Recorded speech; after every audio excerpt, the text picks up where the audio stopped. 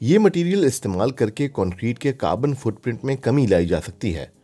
ये expanded clay हवा से भरी मिट्टी के छोटे ज़र्रात को कंक्रीट में मिलाकर बनाई जाती है ताकि कंक्रीट के वजन को घटाया जा सके। इसको बनाने के लिए कांच के गोल ज़र्रात का इस्तेमाल भी किया जा सकता है। इन दोनों मटेरियल्स की खासियत इनका हवा को मादे में शामिल करना है। जितनी ज़्यादा हवा इनमें शामिल और तकसीम की जाएगी, इतनी ही मयारी एक्सपैंडेड क्ले बनेगी।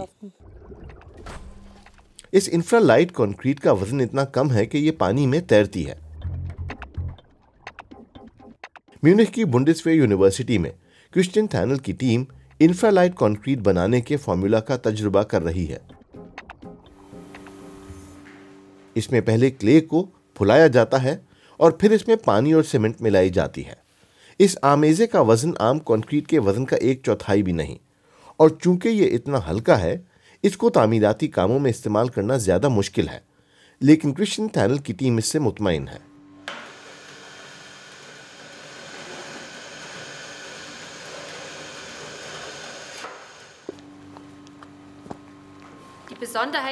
कंक्रीट की खुसूसियत ये है कि ये बहती है, बिल्कुल चॉकलेट मूस की तरह।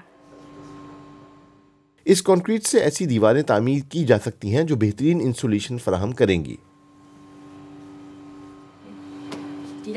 वो वाला बहुत ठंडा है, नहीं? इंफ्रालाइट कंक्रीट से बनाई गई दीवारों में इजाफी इंसुलेशन जैसे पॉलीस्टीरीन की जरूरत नहीं पड़ती।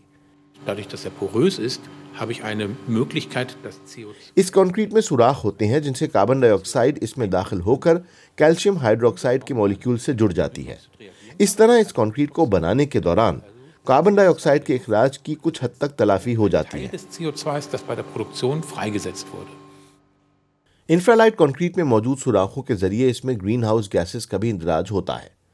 इस कंक्रीट में मौजूद कैल्शियम हाइड्रोक्साइड हवा में मौजूद कार्बन डाइऑक्साइड जज्ब कर लेती है और सालों पर मुहित अरसे में इसे दोबारा कैल्शियम कार्बोनेट या लाइमस्टोन में तब्दील कर देती है। लेकिन यह कंक्रीट फिर भी मुस्तहकम रहती है।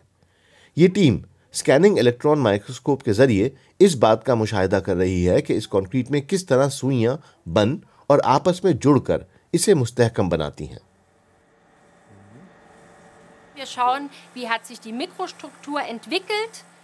हम ये देख रहे हैं कि ये माइक्रो स्ट्रक्चर कैसे बनता है। क्या हम ये कह सकते हैं कि इन इस्तेकाम फराहम करने वाली सुइयों की वजह से एक इंतहाई मजबूत कंक्रीट बनी है? हम इस माइक्रो स्ट्रक्चर में सुराख भी देख सकते हैं। ये सुराख बहुत ज़्यादा हैं और इस कंक्रीट में आम कंक्रीट की निस्बत कहीं ज़्यादा हवा है। लेकिन आम कंक्रीट के मुकाबले में ये कितनी मजबूत है, ये देखने के लिए आम कंक्रीट के एक ब्लॉक पर दबाव डाला गया। जब इस पर पड़ने वाले बोझ का वजन 60 टन को पहुंचा तो वो टूट गया।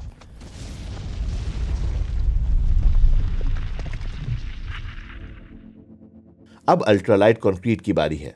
ये सिर्फ 9 टन का दबाव पड़ने पर ही टूट गई।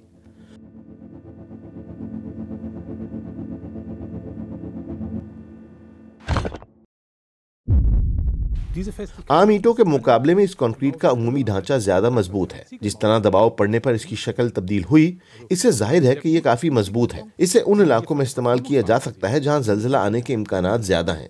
मुकम्मल तौर पर टूटने के बावजूद इसमें अपनी बोझ उठाने की निस्फ सलाहियत बाकी है।